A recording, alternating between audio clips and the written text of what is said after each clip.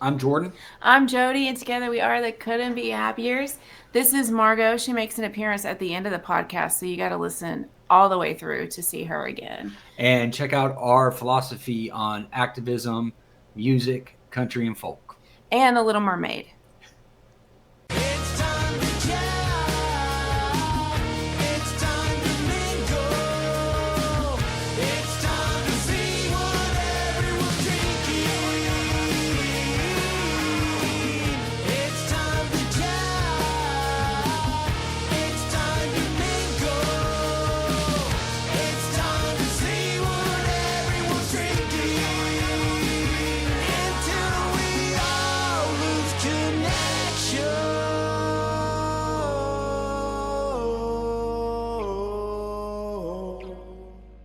Hey guys, welcome to episode 51 of the Boston Chris podcast, featuring your host, me, Boston Chris, and this week we are coming all the way, or reaching all the way, to Winston-Salem, North Carolina, for our guest, who I saw from, or found because of the magic of algorithms. You know, those crazy things that rule our lives nowadays. Well, my algorithm spit out the Couldn't Be Happiers from Winston-Salem, North Carolina through my TikTok algorithm. And I'm so happy I found them because I absolutely love their vibe, their sound, their harmonies, their musicianship, their subject matter, and their politics. That's right. And we're excited to have them here this week. Let me tell you a little bit about Jordan and Jodi. What's in a name? For Couldn't Be Happiers, the whole damn thing. This is from their website, by the way. This folk rock Americana duo enjoys every moment on stage together, and it's pretty contagious. Described by Doug Davis of Flytrap Studios as, quote, the Violent Femmes meet Johnny and June, unquote. This songwriting duo puts on a live show that all but dares you not to enjoy yourself. Their original repertoire includes stories about the obsessive drive of a Bigfoot hunter, the misadventures of a plastic bag, and the end of the world from global warming. Their homespun harmonies and powerful vocals will take you from church to holler to Opry and back. Jodi Hildebrand Lee and Jordan Crosby Lee are my guests this week. The Couldn't Be Happiers. Episode 51 of the Boston Chris podcast begins right now. Hey y'all, this is Pauline Reese. Thanks for tuning in to the Boston Chris Show. This is episode 51 with the Couldn't Be Happiers. It's Jodi and Jordan from Winston-Salem, North Carolina, right? Right, yeah. So I love podcasting and I love the internet age because algorithms kind of decide what we all get to see now, right? Like we have this like alien beast called the algorithm that decides our futures, I think, now. And I don't know how I ended up on y'all's radar, but I'm super happy that I did because here I am in Texas. There you guys are in Carolina, and we're friends now. And I love your music. Thanks for being here.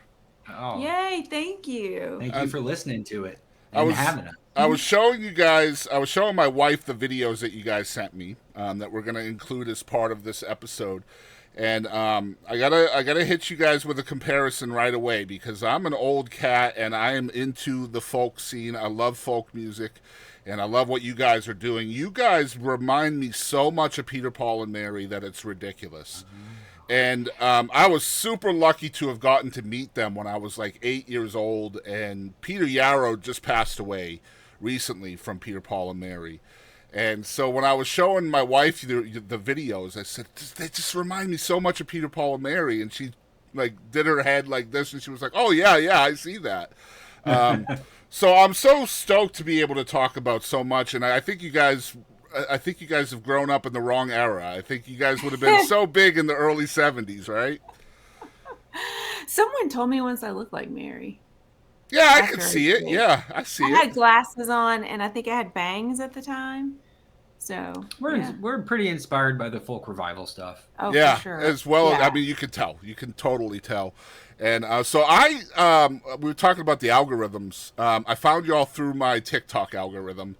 And it wasn't because of music either. We talked about this a little bit in our email discussions back and forth. I was running 2 different TikToks at one point. I was running one for the podcasting and my gaming, which I do a lot of streaming on Twitch and stuff. And that TikTok, I was feeding it every single day with content like that, music and gaming, and it was going nowhere. Just literally nowhere. And I started another TikTok with a completely different name that I didn't want anybody to know about, and this was a political TikTok. And I called it My 2 Cents, so it was as far away from the whole Boston Chris thing as you could get. And I got like 2,000 followers in less than like 3 months on this, and just talking about stuff like hot topics and, Democrat this and Republican that, and it's just like, whoa. So what I ended up doing is I ended up consolidating them, the 2 of them together, and now I don't talk about politics anymore, but I got all of those followers from doing politics, and now I can go live on TikTok. So but that's how I found y'all, was because of my liberal stuff that I was posting on TikTok. That's why y'all ended up on my algorithm, because you guys talk about the same stuff that matters to me. Well, it's been a real struggle getting. We're starting to see some results, but you're right. We were like, okay, today's the day and age where artists have to let people into their lives, so we might as well. And also, we feel a responsibility to both lawyers, trained as lawyers, and we feel a responsibility to educate on some of the stuff that the courts are doing. And so when we did some of that political stuff, it took off, but we didn't have the same results on the music. Yeah. And so we started doing more like Schoolhouse Rock, Supreme Court edition stuff, where we're singing folk songs to educate people on what the 14th Amendment says. And that's been getting there. And slowly but surely, we're starting to build an audience there too. But I think most people are like, oh, this isn't the political rant I want. Scrolling on. Yeah, it's tough because like I feel like all of my podcast stuff that's over here now, it just gets shadow banned. Like it doesn't get any traction. But like as soon as I post a joke or something like that, it's boom, because that algorithm was created because of the political and because of the funny stuff I was posting about the political stuff. I posted what was it? I did a thing about drag shows. And I was like, when I was 6 years old, I watched Bugs Bunny dressing up as drag, and it didn't turn me into a drag artist. And a post like that gets 50,000 views on YouTube, and then one of my podcast things will get 6. Yeah. So I know you guys know exactly what I'm talking about, but we're off topic a little bit. We always start with a song, we always end with a song. And the first song you guys have sent in is called the Earthquake Song. Tell us a little bit about this one. Well, we actually had a little earthquake here in Winston, and it was like 2020. So it was, pandemic, and then a random little small earthquake here in Winston, which we don't get those around here. And one day Jordan was just like walking around the living room with his guitar, and he just started going, ooh, ooh, ooh, ooh. And the dogs kind of just started going crazy, and like it's just a happy little sound. And I was like, oh, let's do something with that. And we just decided we should write about the earthquake. And the whole idea was, things are going bad all around us. And the singer, I guess, what would you call the singer of the song? You're the narrator? The narrator? Yeah. That's what I was looking for. He's trying to protect his loved one. And then he walks outside, and this is in the bridge, and he sees everything's been leveled, and, has a moment where he's just getting ready to lose it. And she was like, oh, I did this for you. I'm building a castle out here, so everything's fine. Just, and it's like one of the sweetest bridges that I love. It's such a quirky, fun song. It's an earworm as well, right? Like it's just, it's our relationship too. Like we each we're worn out and exhausted on different days, right? Yeah. And so we lift each other up when we've got the strength and the energy, and then the other person takes over when the other person doesn't, right? See, the message, I got a little bit different messaging from the song, too. And I know when songwriters hear that, it's usually a compliment. So I'm going to tell y'all. Huge. Yeah. The message I got was the love was the earthquake. Like, it was kind of like, there was some, like, innuendo there, right? Like, and I was looking at my wife and I was like, our bedroom is that earthquake, right? You know what I mean? And so that was the messaging that I got from it. And, like, everything's going to be okay because it's our love. Yeah, that was the narrator when his wife gets scared about the earthquake. He says, "That's just how much I love you." Yeah. It's not an earthquake. Don't be scared. It's just the shaking of the walls because of how strong I feel. Yeah, see how I got that message then, right? Yeah. You did. Like, Yeah. You got and it. my wife loves when there's innuendo in a song like that too. So I was just like, you hear that innuendo, right? She was like, oh yeah, it's definitely there. And so then to hear you guys talk about nothing about the innuendo, I'm like, I'm wondering if they even know. Look, man, I am a true believer in once you write the song, it is no longer yours. Right. I'm trained in English literature. That's what my degree's in. And you don't analyze based on what you think the author meant. You get to draw meaning from it, what you want. That's what makes art powerful. Mm-hmm. Absolutely. And I'm excited to have you guys here. We're excited to show this song. This is the Earthquake song by the Couldn't Be Happiers, Jordan and Jodi. And we'll be right back after the song to get in depth with them. Early dawn, Jackson growls at something upsetting. Garbage truck the wind, hell it could be Armageddon. You wake up and ask what the hell is that? It's nothing, my love, go back to bed. It's just my love, it's just my love. Ooh-wee, ooh-wee, 2, 3, 4. Ooh-wee, ooh-wee. Ceiling cracks, falling sheetrock, it'll be okay. China shatters, Mama Wanda's rolling in her grave. It's just my love for you. Magnitude 9.2. Old Chuck Richter be amazed and oh so proud. He'd be so proud. Ooh-wee, ooh-wee, 2, 3, 4. Ooh-wee, ooh-wee,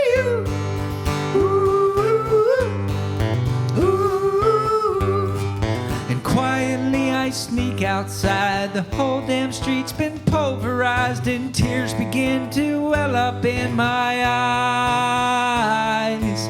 You ask, why are you so sad? I thought that you'd be glad. I've been building a castle just for you. It's just for you. For me? Yeah, you. Okay. 2, 3, 4. Ooh-wee, ooh-wee, 2, 3, 4. Ooh-wee, ooh-wee. One more time. Ooh-wee, ooh-wee, 2, 3, 4. Ooh-wee,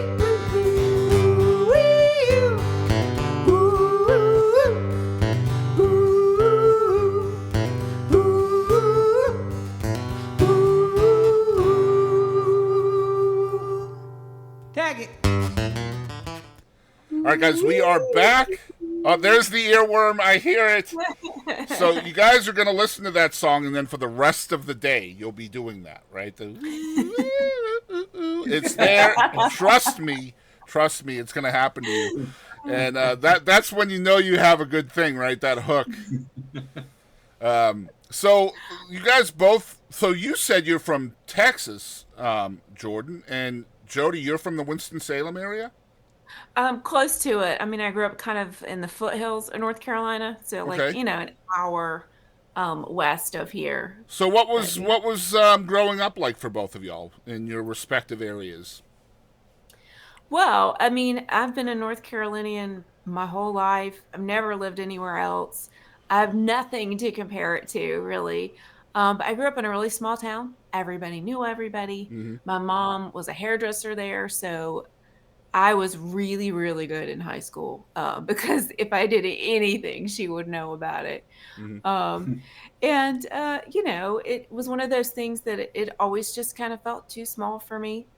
And I got out, I went to college, but at the end of the day, I didn't necessarily want to be in a big city. And I ended up at Wake Forest for law school and loved Winston-Salem. It was a nice little mid-sized city, had everything I needed, and it felt right for me. So I stayed here. And what part of Texas are you from, Jordan? Dallas, the suburbs of Dallas, Plano, Richardson area. Yeah, okay. And I went to visit colleges, and I visited Wake Forest. And when I got into Winston-Salem, I felt like I'd been born in the wrong state. Mm-hmm. Despite loving Tex-Mex and alternative and progressive country, and the culture, it didn't ever feel like it fit right until I made it to North Carolina, and then it was like, yeah, this is where I was supposed to be. And was she the reason you went to North Carolina? Not initially, but finally. Yeah. So I'm at least the reason he stayed. What's the initial reason? I went to college at Wake Forest initially. So that's where you guys met, was at Wake Forest? We played in a bluegrass like old time circle together, and that was made up of Wake Forest people. Yeah. Okay. So Jodi was there because she was a graduate of Wake Forest, and I was there because I was a current law student at the time. Okay. And that's where we met. So it was indirectly the reason, sort of. Oh, yes, yeah. It was definitely sure. Wake Forest pressured. Yeah. Nice, nice. I love that. So growing up, what were kind of your first musical inspirations, influences, memories, the first things you remember really musically? My parents loved classic country. My dad's favorite singer of all time is Patsy Cline. Okay. And so I grew up listening to that. And then, of course, 90s country. George Strait. My dad loved George Strait. But so, that's just sort of what I grew up listening to. I was a huge Dolly fan and Reba McEntire. And, the storytelling of country music is, at least back then, maybe not so much current country, but I don't know. I just always grew up around it, and it was just something that was part of me, and I never thought of anything else. I got into high school, and I listened to some pop music and stuff. And I always loved Whitney Houston and Mariah Carey, but country was my core, country and folk. So, very nice. And what about you, Jordan? I loved alt rock when I was a kid growing up, but Mom and me went to. Do you remember CD Warehouse? Yeah, CD of course. Warehouse. Yeah. And they were having a clearance sale on Jimmy Buffett albums, and I think we snagged A1A, Living and Dying in 3/4 Time, a white sport coat, and a pink crustacean, all like pre-1980 Jimmy Buffett. And there was this song on there that I absolutely love called Railroad Lady, and it was co-written with a guy named Jerry Jeff Walker. Yep. And, back when you'd read the liner notes and stuff. And so then I was like, well, I want to see who this guy is. And Jerry Jeff Walker got me into Robert Earl Keen. And I must have been 15. No, I was 16 because I was driving and I heard The Road Goes On Forever and The Party Never Ends for the first time. And it just blew me away that you could write this like 6-minute short story. And I never really heard anything like that before. And without a refrain that rhymes or anything. And it was like, this is it for me, man. That was it. I was sold. And that point on, it was all those kind of country adjacent writers from Todd Snyder to Willis Allen Ramsey and back, I love this, man, because it's so funny. It's serendipitous in a way because she's into the 90s country, which, by the way, I'm a huge fan of that. And you're into the guys that didn't make it into 90s country because they were more wordy, right? So like Jerry Jeff and Robert Earl Keen and Ray Wiley Hubbard and all of those guys that were more wordy, and they were being held out because of the George Straits and the Garth Brooks and all of that. That doesn't make them any less than, right? It's just they're more wordy, they're more story driven. So I love that. And was that... Were you able to... Well, let's put it this way. You had to find Jerry Jeff Walker, and through that, by proxy, Robert Earl Keen. by listening to a trop rock album that was essentially had nothing to do with Texas. And yet you're in Texas, and you had to find them through that, right? I know it is funny. Like it was this roundabout way of getting there. Yeah. I will say though, I don't know if at that time Jimmy Buffett was. Well, I guess he still had some steel drums, but David Allan Coe was doing that too. Yeah. But it wasn't quite nearly. I mean, he hadn't written Margaritaville yet in those albums that I got. Mm-hmm. So there was more of a raw folk element to it back then.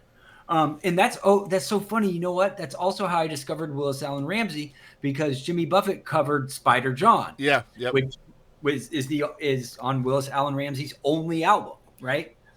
And that's how I found him. So I found all these artists through Jim. That's hilarious. That's a great point that I never thought of. Yeah, I mean, you're literally in Texas finding Texas artists through somebody else. Yeah. Yeah, I would. All of those guys, I would love to chat with, like Ray Wiley and Robert Earl Keen, and of course Jerry Jeff is gone now. But like, shoot, his kid Django is amazing, amazing artist. If you don't know Django Walker, you guys need to look him up. But I forgot to ask you guys what your favorite drinks are. That's supposed to be our icebreaker question, and it's part of my theme song. So I'm going to put it here. What are y'all's favorite drinks? What have you been drinking? Okay, it's not even an alcoholic drink. It's it's these like cranberry splash ginger ales that I'm addicted to now. I drink them all the time. So I love them too, but they became limited edition, and anytime something says limited edition on there, I just can't commit, right? I can't do it. That's probably smart, because my stash is going to run out. Yep. And it's going to become a problem. Yeah, it will, because then you're at you are at the mercy of Amazon, and Amazon is marking shit up more than our president is. So. Oh my god. What about you, Jordan? Diet Dr. Pepper. Okay. Well, there you go. Spoken like a true Texan. Yeah, that's right. A true Texan in recovery, right? Man, that's a funny story, too. Ginger ale and Dr. Pepper. Ginger ale is huge where I grew up in Massachusetts. Dr. Pepper, not so much. And then here in Texas, where I am now, Dr. Pepper is everywhere. And you can't find ginger ale because nobody drinks it. But up north, like it's the reverse. Like, you can't find Dr. Pepper at all. Where are you from outside of Boston? I'm originally from Massachusetts, but I've been in Texas now since 2001. No. Where in Massachusetts? Brockton is where I'm originally from. Okay. Oh. As far as Texas goes, I'm not far from Tyler, so I'm not real far from where you grew up. Oh yeah. You're just east of Dallas. Yeah, right? yeah.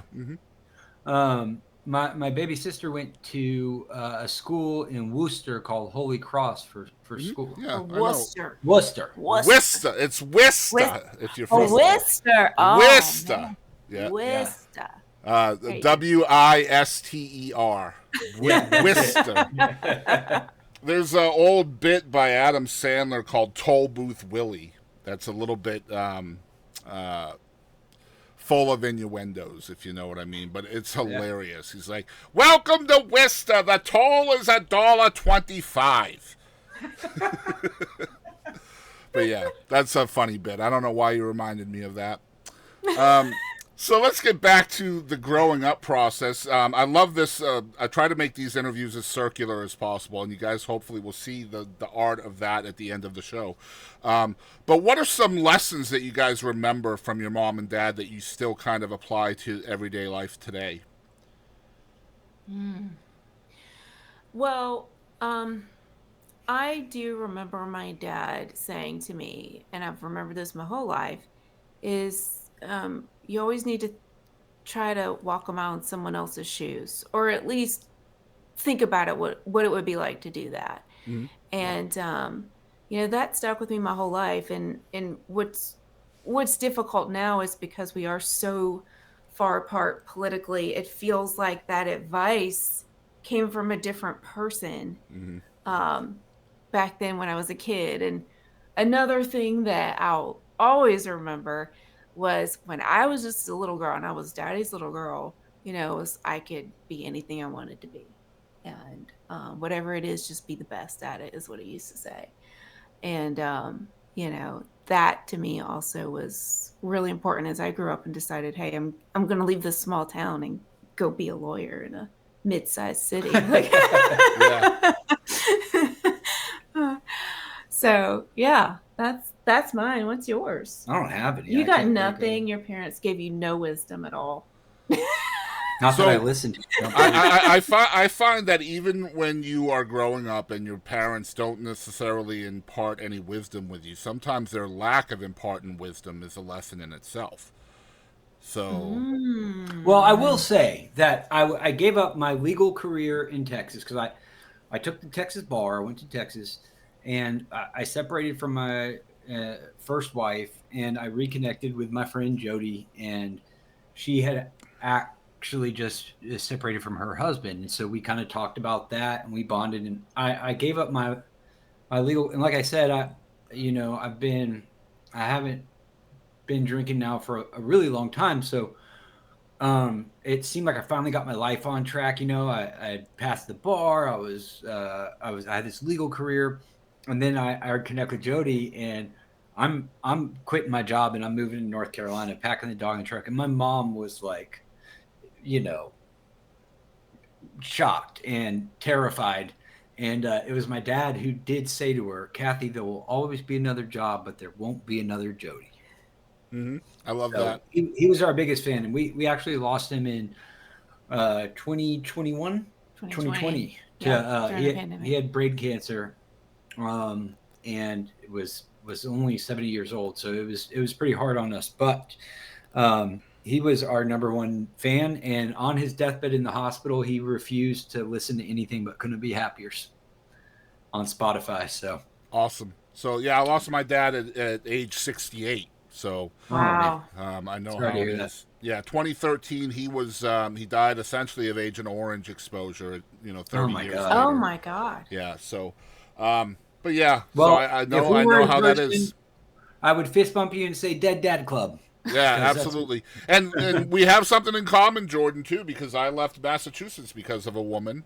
And so my wife at the time, we were together a long time. Every other year, we lived in Massachusetts, but every other year we would come to Texas to visit her family. And in 2001, we came in May of 2001, and I'm sitting on the porch at her father and mom's place, and just out there by myself, kind of taking it in. And this was like my third or fourth time in Texas. And I was like, for the first time, I could really see myself here. Yeah. And what ended up doing it is the difference in the high cost of living in Massachusetts. My dad was, Lord, he was 56 at the time, and he was still working, 85 hours a week at 56 years old, disabled veteran and all of that. And I'm like, you're a disabled veteran. The government is literally paying you not to work, and you still have to work. So ultimately, I was like, you know what? I could get my dad to Texas, and then he wouldn't have to work. His retirement and his disability would literally pay everything.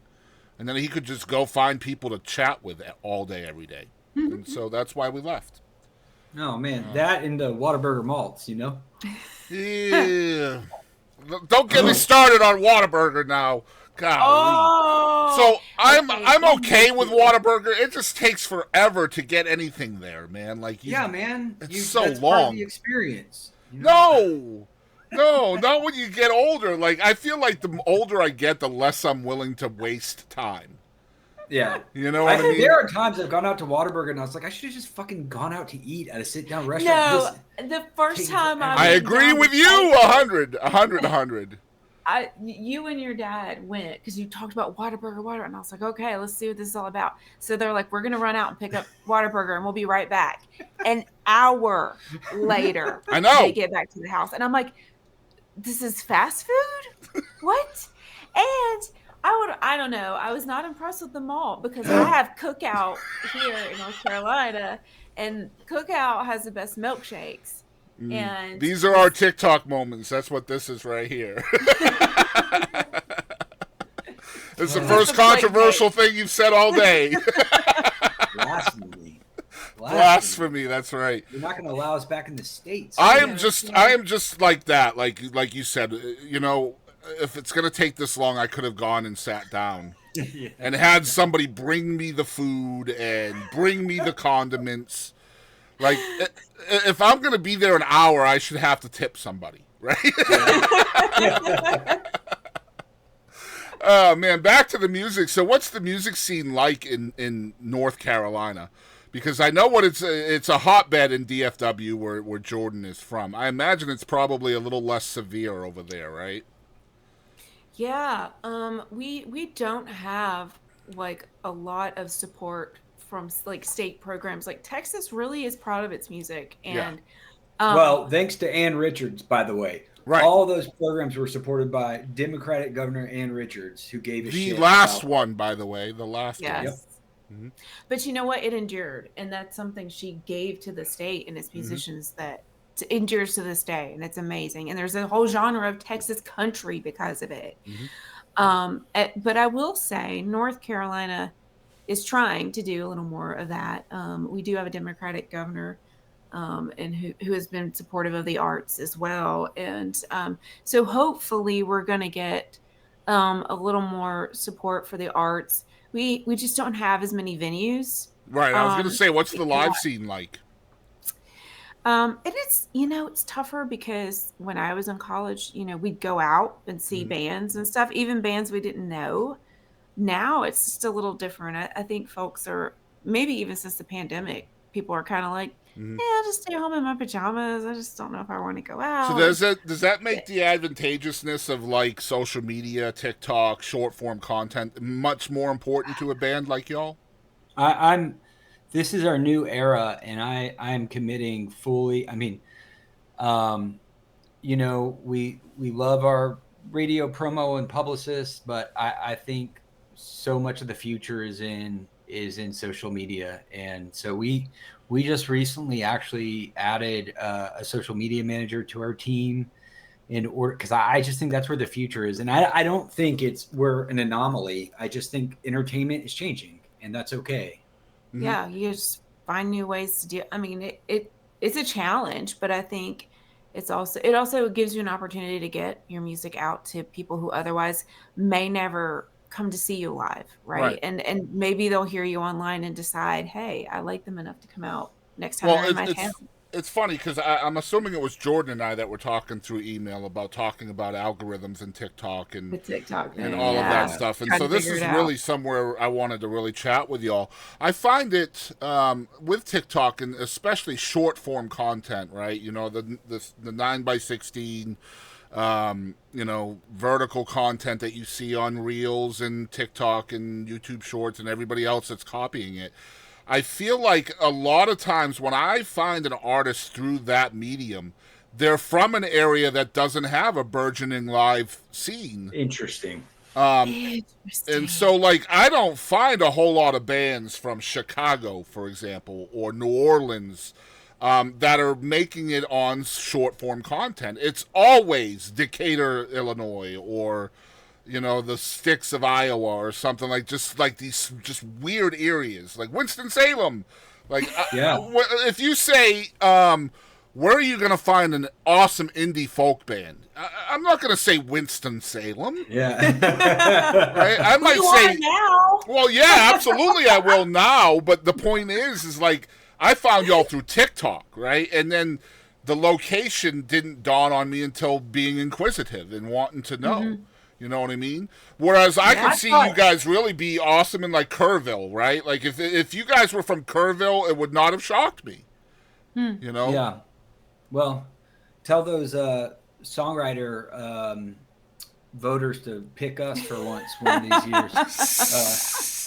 I think that's a good point that I hadn't thought about. Like if we were spilling over with places to play, you're right. We wouldn't have time. We'd be focusing more on gigging out. And it's a great point. I will say that. So what are the pros and cons of that?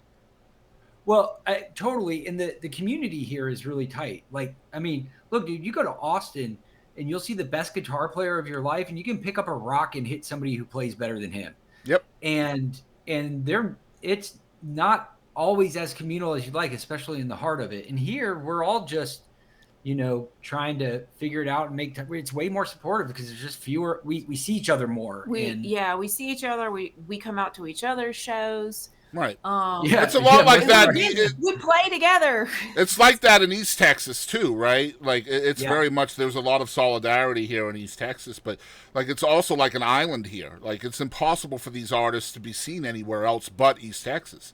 Like it's really hard. And I think a big part of that, at least here, I don't know what it's like there, but at least here, a lot of the venues here just want cover music.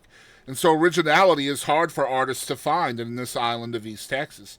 And in order to make it beyond the island, you have to be original, right? So yeah, I know. Isn't it just crazy, frustrating? Yeah, that's another reason too. We could fill our book with breweries. Oh yeah, we could play cover. We could be completely busy if we did cover gigs. Only, but that's just not what we want to do. And we did that for a few years when we were getting our chops up and getting tight as together. But then it was just an investment in time. It's like, you know what? I'd rather be writing and improving and doing other stuff. And then if we got to just post that as a 60-second clip and that gets more eyeballs, then let's do that. Right. So, and look, I think some of the old guard would roll their eyes at that take.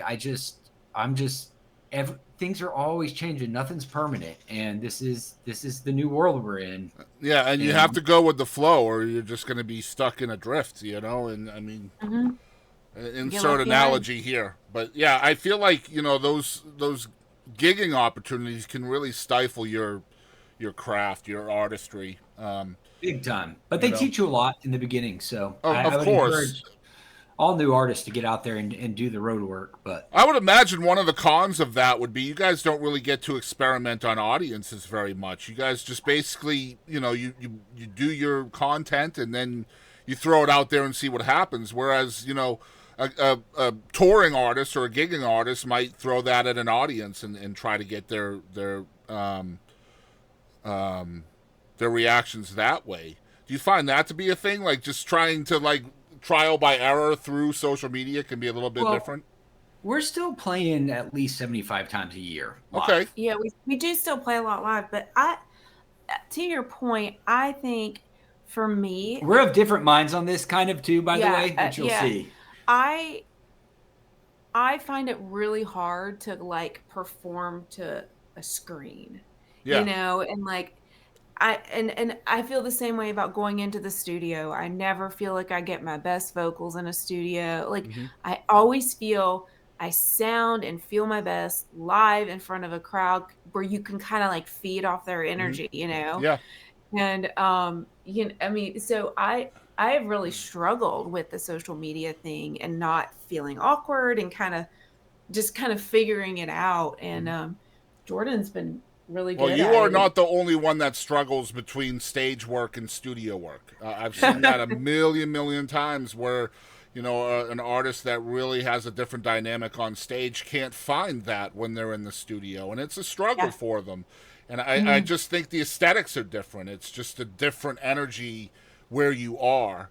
And yeah, a lot of people, I've had people where, they don't have any studio work out there. And the honest assumption is, well, they must not have the money to produce a record, but it's not always that. Sometimes they just can't get the vibe down, Yeah.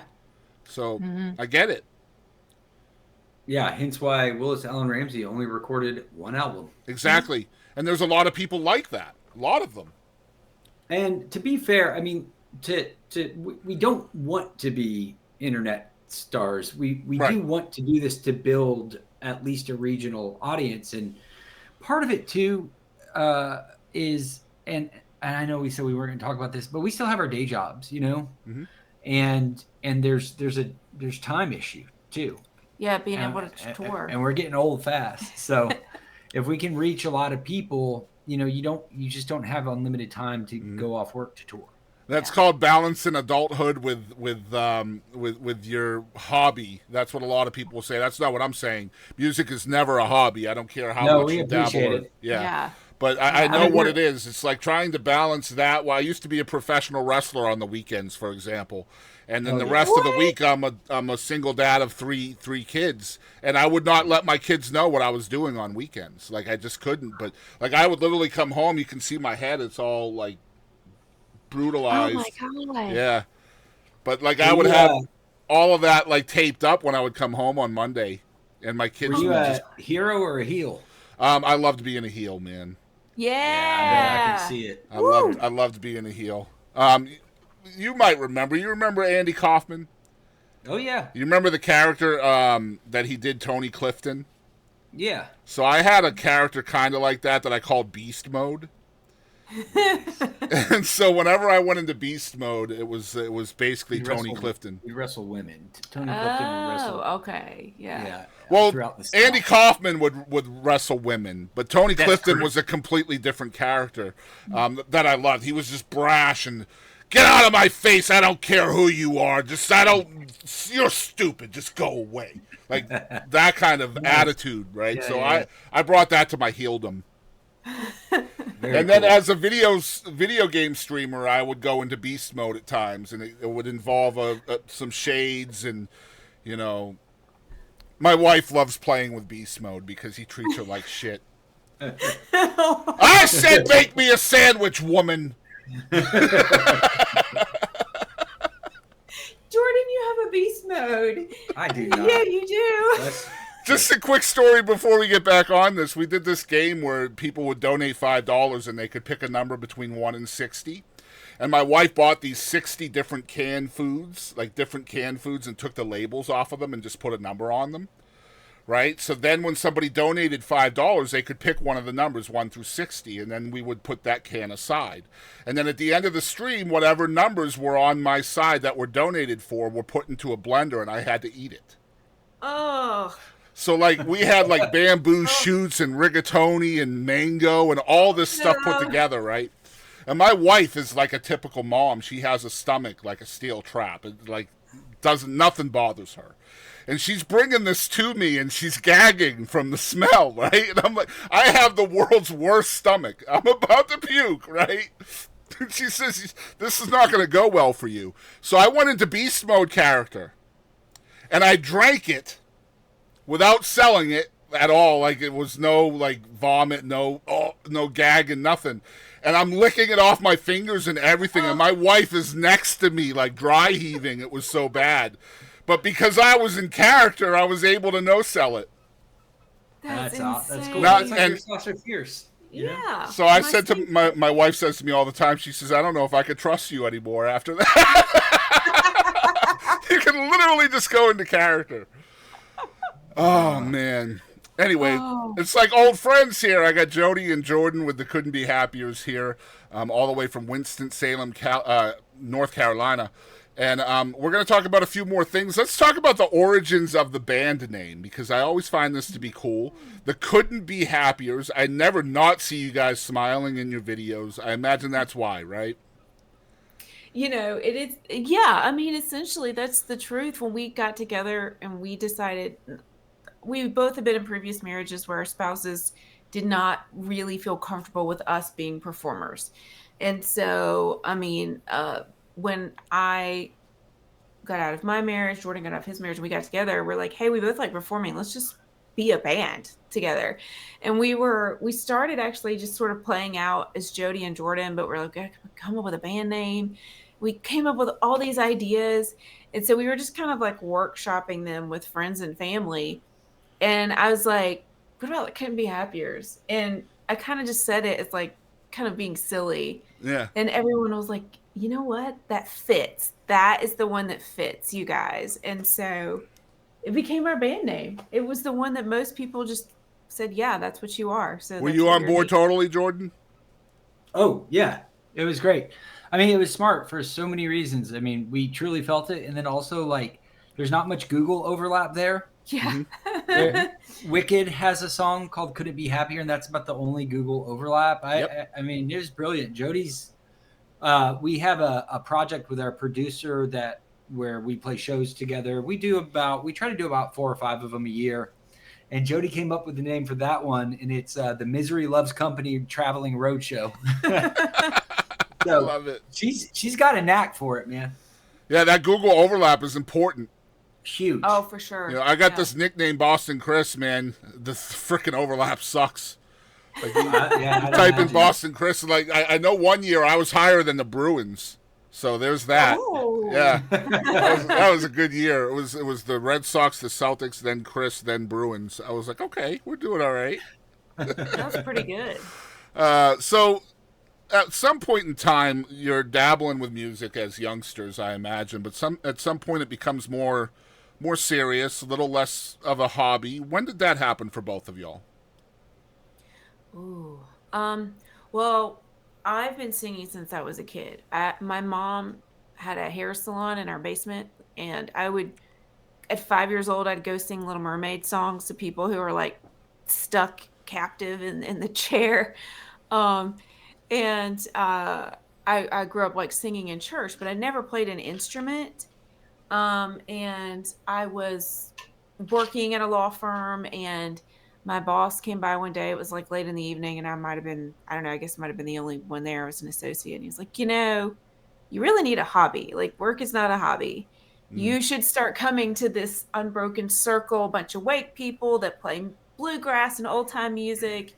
I think you'd really like it. And I was like, I don't play an instrument. Like, what am I going to do? Mm-hmm. And he was like, well, you just learn one, And I was like, I'm too old to learn an instrument. I'm in my late 20s. Oh my God. And he was like, well, I picked up the upright bass at 50. So if I can do it, you can do it. So yeah. I started learning to play guitar, and then I would go to these old time jams where I met Jordan actually. And that's where I was kind of learning how to play guitar and like play with people, like watch their fingers and see the chord changes and things like that. So yeah, I mean, I hadn't been doing it that long. And then once we got together, he was a much better guitar player. So I decided I need to do something else. And so I decided I was going to play the drums. So then I started learning to play the drums. And so and harmonica. I'm learning cross harp right now too. So it's been a lot of fun. It's been sometimes the most important musical instrument you have is your vocals, by the way. Don't ever downplay that. Well, thank you. Yeah, I feel like so many people are like, well, I don't play an instrument, but they can sing like crazy, and like music, like your vocals is an instrument. Just True. Look at people like Billie Eilish, and what she does with her instrument is just ridiculous. You know what I mean? Amazing. She's amazing. Mm-hmm. Yeah. So, Jordan, what was that like for you when you were like, you know what, this is going to be a little bit more serious for me? I always wanted to do it. So I did play a little in Texas. Yeah. And I always wanted to do it. I just never, I was always in and out of school, and Jodi gets something in her sights, and she wants to get it. Dogged. So it's, like this same shit. She's sitting here talking about 3 instruments that she's learned as an adult. Yeah, that's ridiculous. Yep. And she's quite good on top of having this amazing voice. And Jodi started seeing gigs that she's like, I want to play there one day. And it was like, all right. And then she dragged me kicking and screaming. And she's like, I want to get out the first album. She dragged me kicking and screaming. And it started off as just open mics, and then quickly became our second job. And like I said, I played in Fredericksburg and San Antonio quite a bit as a solo guy. Mm-hmm. And I just always felt like I was a storyteller and a writer. And I like being on stage. Mm-hmm. I like that. I like that rush. I like that feeling. And it was just perfect. And so couldn't be happier. So who's the driving force behind the harmonies in your sound? Because I know she's the 90s country girl, so I'm assuming it's her, but it may not be. So what's the reason for the harmonies? It's kind of flipped. Like, once we started, I was like, I'll be the harmony singer. And then actually one of our good friends, the late Dr. Billy Hamilton, when we first started playing together, I was like, y'all are both lead singers. You can't have 2 lead singers. Mm-hmm. One of you's got to have to learn harmony. So, I think it really started, I mostly started singing the harmonies. And then I started writing more too. And so then the songs that I was writing, I was leading on. So then Jordan was like, all right, I got to add something to this. Mm-hmm. And so he started writing harmonies and adding those. And I think over time, we've kind of developed our own harmony sound, you know? I agree. Well, we try really hard not to write in thirds and fifths, because in North Carolina, where bluegrass reigns supreme, if you're singing in straight thirds, some old motherfuckers can come and be like, you know, it's not really good is you have third person singing fifth. And so what we do is we write so it doesn't track parallel, so the ear never gets comfortable and that. thinks. But it is frustrating when people want to sing with us because there's no room. There's generally not room. It's harder for a third person to come in. And that's the way we want it. You're not fucking welcome. This is our band. This is my band, by God. You stay over there. Oh, my gosh. The couldn't be happiers over here, right?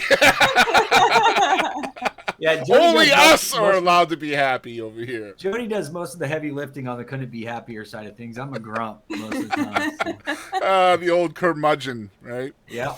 Man, I tried out for Ebenezer Scrooge this year. I'd never done a play before. And my son went with me, my wife went with me, and it was a cold read. I've never been in a play or a production before, but I was like, this is Scrooge, my God. I do this every day. This is going to be so easy, right? So I go in there and I read for the part, and there was like 8 or 9 of us in the room all like reading for different parts, and I got a standing ovation. And I didn't get the part, bro. Like, what do you mean? And my wife says to me, you know that was politics. Like, there's no way. You got to stand an ovation, and they gave that shit to somebody else. I was like, it's Ebenezer Scrooge. That's who I am every day. Like we were just talking about, the arts community here is small, so we know a lot of people in local community theater, and we've got friends from, 45 minutes down the road. We actually put on a show called Monologues and Melodies where we wrote monologues to our own songs. That's amazing. That we had actors perform. Yeah. And we booked a couple of our friends from, the mountains where we play. Yeah. And one of them came down, and somebody came up to him and said, why don't you ever try out for anything here? And he goes, I do. You never cast me. That's right.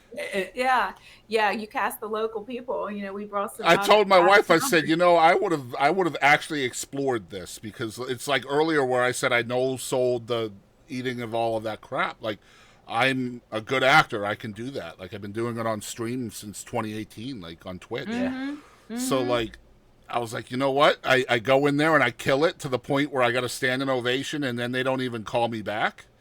Like, I don't ever want to do it again now. I'm so disenfranchised by it, So, oh, don't give up. That's what my wife says, but we'll see. I was already kind of apprehensive about it, because trying to remember parts and stuff, like lines and all.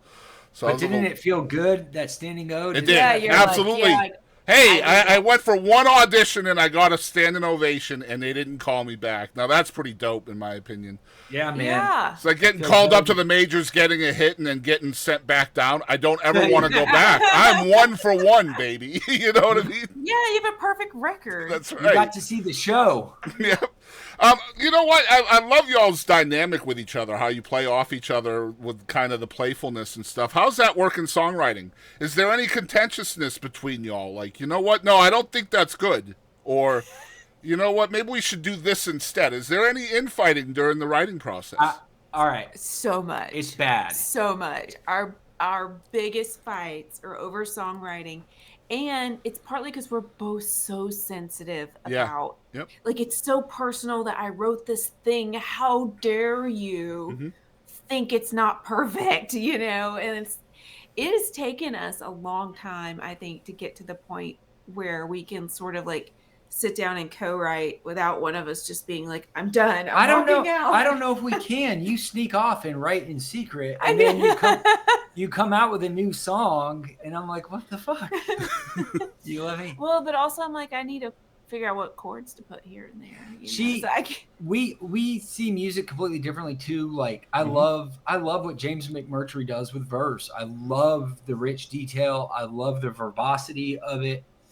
And Jodi is always reminding that music is feeling based and you don't need every word. And so we have disputes over that, and then we're sensitive about it. And I've got insecurities. I hate my voice. I don't like the way I sound vocally. I swear up and down today I'm not a singer, and I'm always couching. I'm just insecure. I cannot shake it. And so I tend to think that every word matters to overcome that insecurity of it maybe not sounding as good as I think it does. And Jodi, I think, has the privilege of getting to stay on a note longer and sound great with it. And so it's a complete disaster. But well, there's a question for you too, because I'm in the same boat as you. I'm not a huge fan of my own voice, but a lot of people say, "Oh my God, you have a great voice for radio and a great voice for this and blah blah blah," and I get hired because of my voice. So it's there. Like, people obviously like it, but I can't stand it. So how much of that validation has to come from her? Like, you know what I mean? Like, you're putting together this song, and she loves your voice. I can tell she loves your voice. So I know she's probably telling you, "Jordan, your voice is great. It's great. It's great." How much of that validation is needed for your own kind of imposter syndrome to go forward with the release of a song that you may not feel good about? I don't know. Maybe I just need therapy because it's not. It works temporarily, you know. Okay. It does. Yeah, that's the thing. It is like this temporary thing where, you know, in the moment he can feel okay, but he's still gonna have that insecurity later when he listens to, and he's like, "What? Oh, I hate it." And I'm like, "What? Why? Like, you're not being objective." Yeah. You've already come in with this perception that you don't like the way you sound, and so you just have to get that temporary thing going so you can get through the process. Yeah. That way he can hate it later, but it's already made, so it's fine. Yeah, you actually kind of nailed it. I mean, that's what we do. I mean, we push through, and I'm okay with it, and then it's like, well, it's done, it's baked in. So. Yeah. It sounds like her role of, like, kind of sprucing up your ego a little bit is kind of important in that temporariness, though, right? Yeah, I mean, that's, the role of any small man is for his wife to hold him up. You don't need to put me on a golden pedestal, but by God, I need my own frickin' pedestal, at least on the weekends.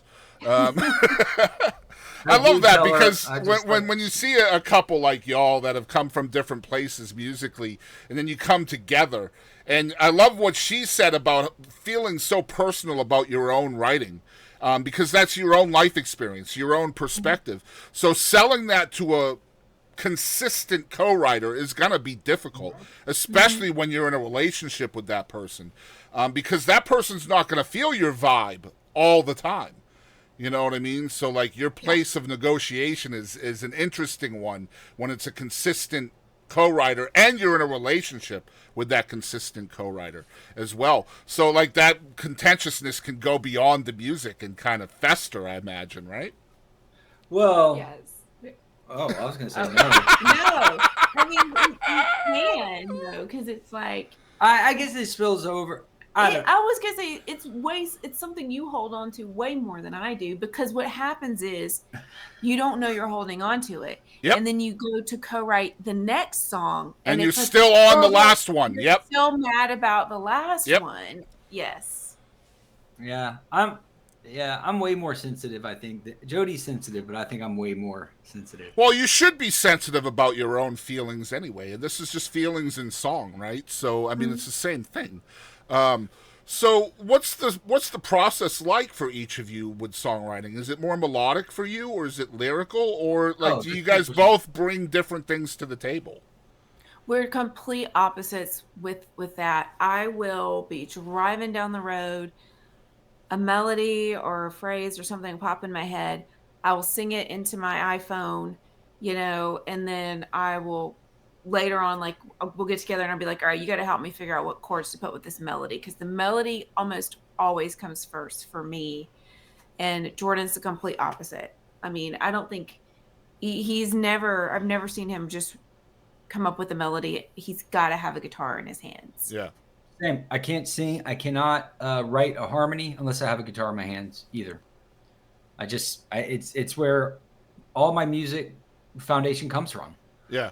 Everything is on the 6 strings. So yeah, I have a hard time. We've done some stuff where we sing without a guitar, and like just like community events or something, or our friends who are hosting something, they want us to sing, and I have a hard time with that.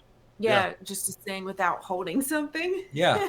Yeah. But I have never thought of a melody without just like she does. I've never thought of a melody. But when she brings you that tool, like you're able to pick up that tool and then apply it to the guitar and finish it. Oh, 100%. Absolutely. Yeah, I can. I mean, I can play any melody I hear. It's weird. I just can't do it without. That's good stuff, man. I love that. So, obviously, the thing that drew me to you guys originally was the activism, was the speaking out, the political content, so to speak, and then you guys kind of combine those two things. And as a folk artist, what I love about folk really is the freedom in the art, right? You guys can say whatever you want because it's folk music. And I love what you guys say. I mean, by God, you have an evolution of a plastic bag is one of your songs, right? So the subject matter is so cool. Where does that come from for you guys? Just the kind of the I don't want to say unrelevant, but like the not typical cookie cutter subject matter that's in normal music. You guys just put out whatever you want to talk about. Yeah, honestly, I think a lot of it would, we each had our own songs that we'd written before we got together. Right. And Jordan's were very emo, very into his feelings. And I think once we got together and we were both like really happy, it was like, okay, well, what do we write about now? Yep. And it forced us to sort of, because we weren't feeling those feelings that created those previous songs. Right. And so it sort of forced us to look outward into other things and into storytelling. And then once you start doing that, you just start finding inspiration everywhere. I mean, the plastic bag song, I was getting my hair done and I saw this plastic bag rolling across the parking lot through the window. And all of a sudden I was just like, oh my God, that plastic bag is going to outlive me and see and do all these things. And like, I had the song written before I even got in the car. Once you start doing that, you kind of see songs everywhere and everything. Mm-hmm. And I think we have a problem in general, especially artists, with like constantly looking inwardly, and like there's a whole world out there, man. And like, I mean, how do painters do it? Right. they look at landscapes and sceneries, and you listen to people's stories, and it's about connectivity and community and experience. And so we have this power to tell stories. Why not every single one has got to be about us? Right. Yeah. And a lot of music nowadays is conversational too, and yours is less than that. It's more of a telling a story outside of a conversation with no conversation, right? Like it's just like a lot of music is conversational now. It's something you hear two people say or whatever, and then you kind of flesh out the story based on the conversation. Your music is not quite so much like that. There is some of that as well, but it's like the plastic bag thing. She just created this story literally out of thin air about that plastic bag. Have you talked to Slade Cleaves? I haven't. Do you know this artist? I don't. He's a Texas guy, an Austin guy, originally from Maine, and the way he writes these stories, what matters is the concrete detail. That's how you tell a story. And I've got a BA and an MA in English literature, so I've done a lot of analyzing the formal elements of narrative and storytelling, and it's through that concrete detail. I love it. That gets you in that immediacy of experience. So. It's visual, right? Yep, 100%. You can picture it. Yep. I love that. Guys, we're here with Jordan and Jodi of the Couldn't Be Happiers. First time on the Boston Chris podcast. We're going to take a brief break with an ad from Pappy Middleton, the producer of Bonnie Raitt for 27 years. That is our sponsor for this episode, so y'all check it out. Pappy is looking for understudies over there at his studio. I'm putting it together right now, and I'd love to get it out that any any student, I don't care how old you are or what, if your heart lies within this kind of domain of the sound, playing, any of that, I'm gonna start taking one day out of every couple of weeks and invite students in for a very small charge, and I will tell you whatever you want. Any question you got, I'll try to answer it. Well, I will certainly put that out there. I'll make this a little ad for you, and we can share it. Because they'll have full access to the studio, everything. I can tell them everything about how all of this started from analog into the digital world, and you'll be able to have hands-on. And I'll show you why analog sounds better than digital. Amazing. Yeah, I'll definitely cut this out. I'll make a little ad out of it, and we can share it everywhere. That's awesome. Absolutely. Because I'd love to do it. That's my legacy, is to leave. It's the pass it down, right? Yeah. I mean. All right, so we are back. Thank you, Pappy Middleton, for the ad. We're with Jordan and Jodi from the Couldn't Be Happiers, and they have sent in a second song, and it's called No Further Requests, which I love this song.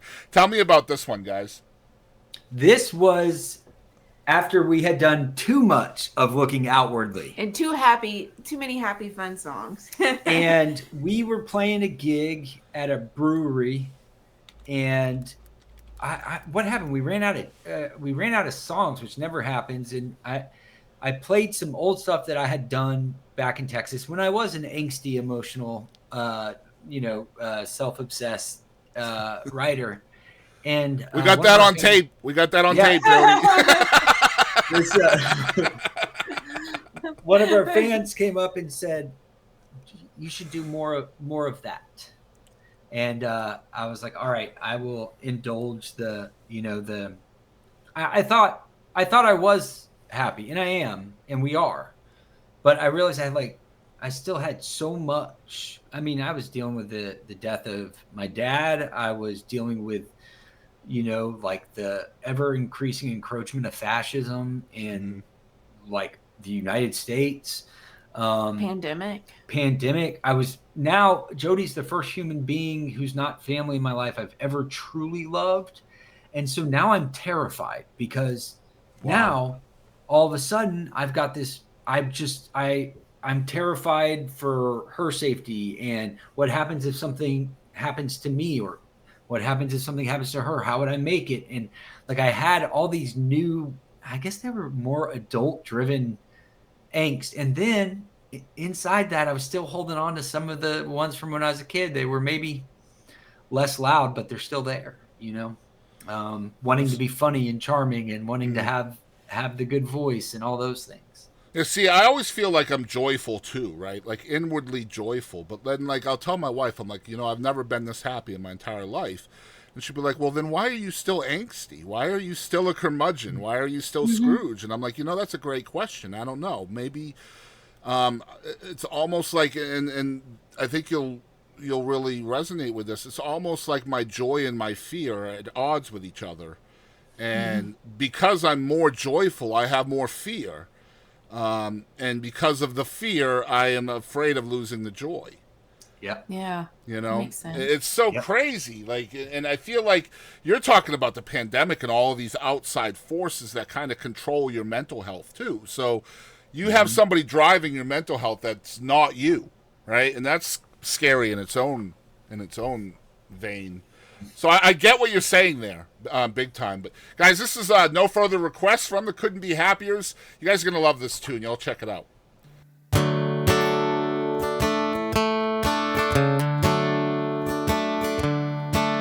I got fascism on my television, and I hate the sound of my own voice. I wish I was funnier by choice. I got fascism on my television, and I care more than anybody do. I sit around doing nothing, yeah, that's true. 'Cause I can't go anywhere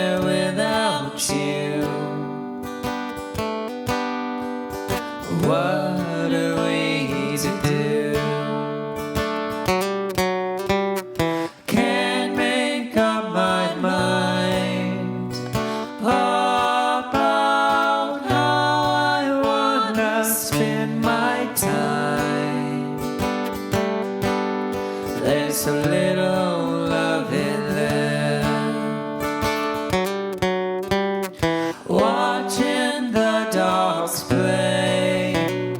I don't wanna die, I beg just to stay. No further request.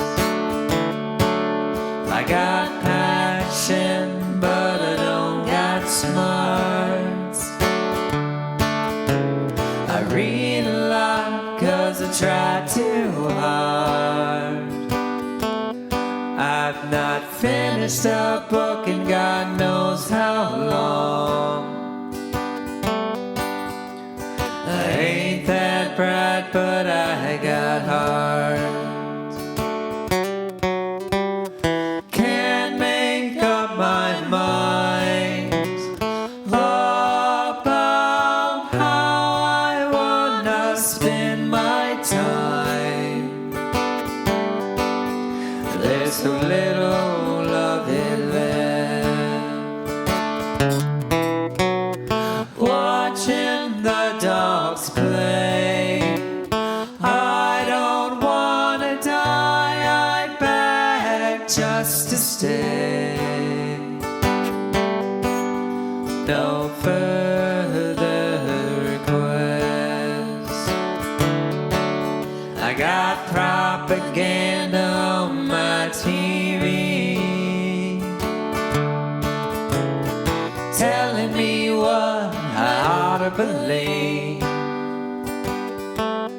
Like I ought to be afraid of those who don't look like me. No, I can't accept that. Gonna fight back, I'm gonna hit the streets and lose the thread, and I grow sleepy. Napping in front of state TV. Can't make up my mind about how I wanna spend my time. There's a little loving left. Watching the dogs play. I don't wanna die, I beg just to stay. No further requests. No further requests. All right, so we are back, and so we finally come to the fun portion of the show. I think you guys will love this. I always, when I send an email out for an invitation for the show, I always put at the bottom a couple of episodes for people to check out, and I say check out an episode or two, and you can always tell when they do when we get to this portion of the show, because if they haven't, they don't know what's coming. So we have several short form segments that are going to go out by themselves that we do here. The first one is called Mount Rushmore, and basically we're going to do the Mount Rushmore of influential artists. So each of you has 4 picks for your Mount Rushmore of the most influential artists to you personally. You ready? And you get 4 each. They don't have to be 2 and 2. So 4 each. Oh, okay. Yep. So we can each go ahead. Okay, I am concerned about the lack of diversity in this list. I know. want to make that It's going to clear. be the same for me. I'm sorry. Go ahead. Number 1, Todd Snyder. Number 2, Robert Earl Keen. Number 3, Jackson Brown. Okay. And number 4, Jimmy Buffett. Love it. Love it. All right, Jody. I'm gonna get so much shit for this. I mean, I can already feel it. Okay. Mariah Carey was I loved her my whole life from the second I first heard her voice. So I'm gonna have to put her at number 1. I'll put Celine Dion at 2 because she was like my second. I had a boombox in my room and I would try to sing along when I was like in middle school. I'm trying to figure out the girl has a boombox, and so she's using it for Celine Dion. Yeah, exactly. I didn't have a whole lot of CDs. Okay, my family had a Michael Bolton CD that we listened to over and over and over. And he's great. not making the list, by the way. I just want you to know. Thank God. We also had Kenny G, but we're not going to go there either. Oh shit! I just lost track of. Yeah, you have 2 right now. I have Celine 2, Dion okay, and 2. Mariah Carey. Mariah Carey, Reba McEntire. Okay. I love That's the Night the Lights Went Out in Georgia. I would which pick also- her for the fight so far. She would be the one I would think would win the fight. God, she's great. And then my number 4 is the one I'm going to get some shit from is Taylor Swift, who I love. I think she's a phenomenal lyricist and entertainer, and she's. Wait, you picked Reba over Dolly?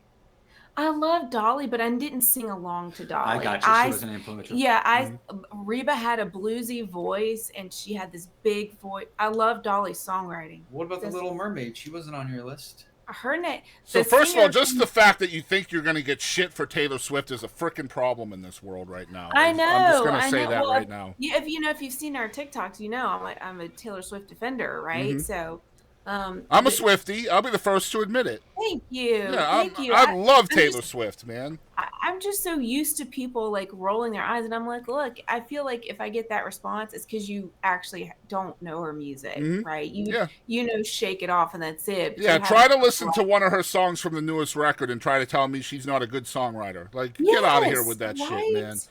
Like, oh my gosh. Like, the whole point of being a good songwriter is to make you feel something. And so if you are that angry over Taylor Swift, then she did her job. Yeah, hey, there you go. But let me just hold on. The thing is, what I don't get from my little sister and from you is she's a good songwriter. Why do you force a gun to my head and make me say she's the greatest songwriter ever? I've never done yes, that. Yes, you do. No, Y'all your act sister Okay, so I don't think she's the greatest songwriter ever, but she is 100% top 10, in my opinion. 100%. See? Yeah, it's I saw a list where they had her in like the top 20 guitarists of the 21st century, and I'm like, get the hell out of here with that shit. Like, you can get me with songwriting, but come on, man, you're just putting her on that list because you need clicks. That's all that was. All right, so the next segment is called "What the Heck," and you guys will love this one. The rules in this are simple. You guys have to turn your filters off. All right, so whatever comes in your brain has to flow out your mouth, no matter what. Jodi was looking at the screen. She I thought I had a filter on. I was like, wait, you have a filter on us? I'm such a social media person now that I'm. All right, so this is rapid fire. I'm just going to ask a bunch of questions, and you guys have to say the first thing that comes to mind, okay? Okay. That's why it's called What the Heck, because you guys have no idea what's coming. All right, so number 1, what do you think was the best thing before sliced bread? The wheel? Cheese. She said cheese. You know, now that we have cheese, we need to find a way to slice this bread so that way we can put cheese between the 2 slices of bread. All right, staying with the dairy here, which is a speaking of, if a cow laughs too hard, does milk come out of their nose? It should, yes. No. Yes. It's not drinking milk. Well, that's what my story is. If you laugh too hard, does blood come out of you? What? Why did you think of blood? I don't. Why is it blood? We have milk too, Jordan. Why is it blood? I know, right? All right, number 3, are fat people allowed to go skinny dipping? Yes, for Okay, sure. thank God. Thank God. Send us an invite. All right, number 4, pineapple on pizza, yes or no? No. All right, so they agreed on that one very quickly. All right, number 5, have you ever lost your glasses while they were still on your face? Yes. Yes. Jordan doesn't wear glasses. Well, you wear sunglasses, but yes. So I always say that is like the 20th century question, and the 21st century question would be, have you ever looked for your cell phone using the flashlight on your cell phone to find it? 100% yes. Yeah. Where I pick up my phone to call my phone. Yep, yep. Or there's this one. You're laying in bed and you're scrolling and you drop your phone on your forehead. Have you done that? Oh, for sure. That hurts, by the way. Have you not done that? No, but what I fall asleep with TikTok on a bunch, so for some reason I always wind up sending people weird videos. Oh yeah, he'll be like messaging people weird. Really So weird. if you get some weird video from me and you're like, why is this relevant? Why is he sending me this? And it came at like 2:30 in the morning. It's because I fell asleep. So they just did group things on TikTok where you can add people to a group. That way you can just send the videos to a group. They just started with this, and I'm like, thank God. I'm so tired of sending it to like 5 or 6 people, you know? Jordan actually had TikTok check on him once to say, hey, you've been on here a long time. You need a break. It was like a legit ad where they were Oh my God. Yeah, they have it. If you're, I get that occasionally. All right, next one. When Geronimo jumps out of an airplane, what does he say? Well, I'm sorry, what? When Geronimo jumps out of an airplane, what does he say? Fuck colonization. Oh. I would have thought it would be me. Oh my gosh! All right, last one. Let's see here. I always do at least one that's kind of serious. Okay, if you could go back and witness anything in history, what would it be? Oh. The building of the Parthenon? Okay. Oh, that's a good one. That would take a long time though. I don't know. I think I would like to be where they tore down the Berlin Wall. So you're In not the going 80s. that far back, yeah? I'm not going that far back. I just She's think only saying that so she can experience 90s country again. Yeah, no, that's right. All right, you know, Jodi, huge Reagan fan. So oh God. Whew. Talk about somebody who has not lasted the test of time with his legacy, right? I remember when that was the best president ever, and now I have knowledge. Anyway, on to the next segment. This is called One Artist, and you each get a pick for this. This is, you get to choose one artist in the entire world that you wish the whole world knew about. Who would you choose? And you can't choose yourselves. Damn it, Boston Chris, and your rules.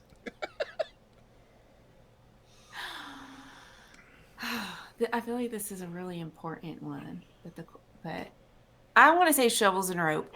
I love them. I feel like that's a good one. they are underrated. They're just badass. They got swagger and fantastic harmonies, and I'm kind of girl crushing on Carrie Ann. I think she's just a badass. I love her. So yeah, everyone should know Shovels and Rope. Okay. Man. You're failing this. I mean, I have this possessiveness thing too, where like, you know, when you have that and you're like, I don't want people to know about this shit. They'll ruin it. Yeah, it's like your personal fishing spot, right? Yeah. I'm gonna wake up at 3 a.m. and be like, oh my God, I should have said this. That's what makes them great questions. Man, this is the best one. it's a really good one. Um, Sorry, our lab is breathing very heavily into the microphone. She's fine. He or she is fine. Hey, buddy.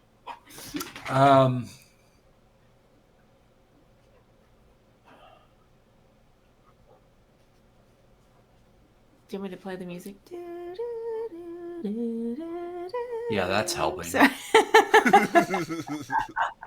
I guess, I don't know. Adeem the Artist is pretty. Oh God, he's so good too. Probably And Adeem so's the Artist. Willie Carlisle. Yeah. Yeah. Adeem the Artist is a Raleigh-based guy. Okay. I mean, and he's well on his way.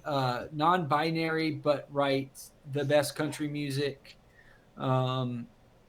And has written some songs really sympathetic toward those who believe MAGA and tries to understand why that might be for them, while at the same time advocating for everyone and trying to make folk music more inclusive or country music more inclusive. So, Okay. yeah. So it's Dean the Artist is his name? Adeem the Artist. Okay. Adeem. Perfect. Thank you. Adeem. All right, Yeah. so awesome. So I'm going to be tagging them in that for one of the segments. Okay, next segment is called Wishlist, and this can be kind of a lot of my guests don't understand what I'm talking about. So I guess my description of this is a little bit harder, but this is goal based. It's basically what is on your personal wish list that you want to do with your music or whatever, whether it's a co-write with a certain famous songwriter or opening for a certain artist or playing at a certain venue. Just what's your goals? Can we just whatever we want? Because I have more than one. Yeah, go ahead. I don't have them. Jody's the one who dragged me into this. Remember? Yeah. Wow. Yeah. It's her fault. I want to play Merlefest one of these days. It's like an amazing festival that's actually in Wilkesboro. Okay. Like 45 minutes from here, but it's really, really cool. I would love to open for Langhorne Slim. I love Langhorne Slim. His music is just so joyful and like he just lets it go, and it's just so fun. We saw him play at the Ramcat, and he was the most fun to watch. I would really like to get like some sync placements, like for some of our music on like film or commercials or something. That's a great goal. I like that. Yeah.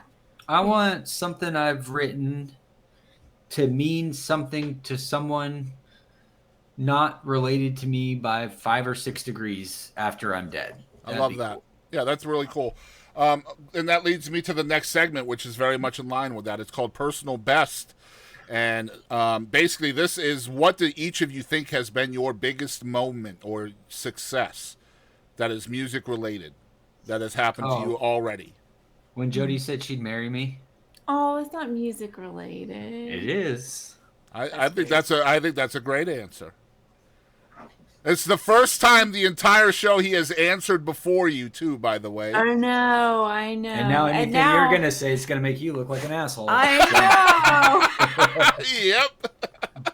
She's gonna be like, okay, so we played at this dive bar one time. Yeah. I know.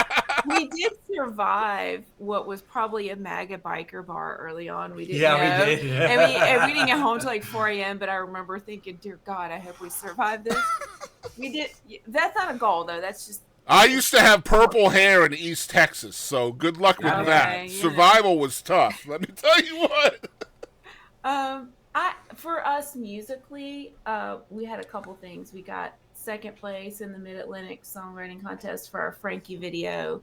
And then we got a showcase slot at the Southeastern Regional Folk Alliance Conference, which was a really big deal to us because there were so many amazing songwriters that got in, and we were just really, really happy that we did it, and we had a great little showcase.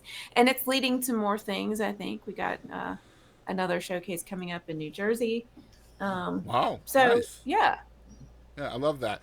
All right, next one is called Who Do You Think You Are? Who do we think we are? And so who is the Couldn't Be Happiers? How do you describe us? What are you looking for here? One word or nope, just however this is all self-reflection. However you view yourselves. We are. Her dog he's just like rolling around on the floor. Charter bug, come here, sweetie. We are dog people, so that's we are as well. We are. And I think we've decided part of what we want to do is bring joy to people. We want people to see us and have fun watching us and enjoy our shows. And whenever, like things seem kind of shitty out in the world, it's kind of nice to escape for a little bit, listen to some live music, and see two people playing together who enjoy playing together and are having fun on stage together. And we want to use our platform to protect people with less power than us in vulnerable positions. People and animals too. We dig our animals. I love that. Great answers. So the future for you guys, 2025. What are you guys hoping to accomplish this year? I would love to get into some more like regional festivals. We're going to work on that. And we are doing fewer brewery gigs and trying to do more listening room gigs and house shows and things like that. So hopefully Kerrville will pick us. That in would their be super songwriting cool. festival. We're gonna. I think the contest is open now, so we need to. And I saw your do Tiny something. Desk submission as well, so you never know there. Hey, sure, yeah, that was a fun thing to do. So, You keep talking. we got a lot Come on, of. guys. You're gonna let You them keep out. talking to us. Yeah, Come on, we have a lot of stuff. I think on the horizon, and hopefully, something will pay off. You never know. Just keep throwing darts at the wall and see what sticks. And if people are wanting to find out where they can support y'all and follow y'all, where would they go on social media? Yay! So we have a website, www.couldn'tbehappiers.com, and at the bottom of that website, we've got links to our Spotify. It's really I'm not like promoting Spotify because they don't pay artists, but you know how it goes. Venues want to know what your numbers are. Yep. Facebook, we're the only Couldn't Be Happier band out there, so we're pretty easy to find. That's our handle on Facebook and Instagram and TikTok for at least as long as we have TikTok. It ain't going nowhere. Yeah, I hope not. Yeah, Sorry, our dogs get their dental sticks at the same time every night, and they were quite upset. Yes, they get very upset when they do get their so greenies. Creatures of habit, I understand. Right now, we have 2 cats, and one just had her stuff taken out. She got fixed the other day on Saturday. Baby. And so her brother, they're both rescues. They're not actual brother and sister, but they are brother and sister now. But we have to keep him away from her for like the next 2 weeks. And so all he's been doing is scratching at the door trying to get in. And she's crying because she's in a kennel because she can't jump and do all the stuff she wants to do. So it's been rough sleeping lately. Hey, don't tell us because I'll show you something real quick. Oh no! Now you do. Here we go. So we are the suckers that everyone on Facebook's like, oh, somebody abandoned a dog. Let's just call Jodi and Jordan. And a friend of ours on Facebook found some puppies abandoned in a box at a grocery store with a note. And so 2 of the 3 puppies were taken, and then this one was left. Her name is Margot the Destroyer. You're going to find out why, probably, because she's very bitey. We have not been sleeping much. I understand. Yeah, we have all of our animals are rescues, so I get it. Oh, good for y'all. So yeah, we have a corgi. I think she's a corgi mix of some sort. Her name is Roxy, and then my school where I came from was the Brockton Boxers, so I've always wanted a boxer, and we had a full freaking blood boxer just show up on our porch one day, like just wasted away, like 20% of what her weight should have been. She was really bad. But yeah, her name is Layla. We named her after Layla Ali, Muhammad's daughter. So boxer, Layla Ali.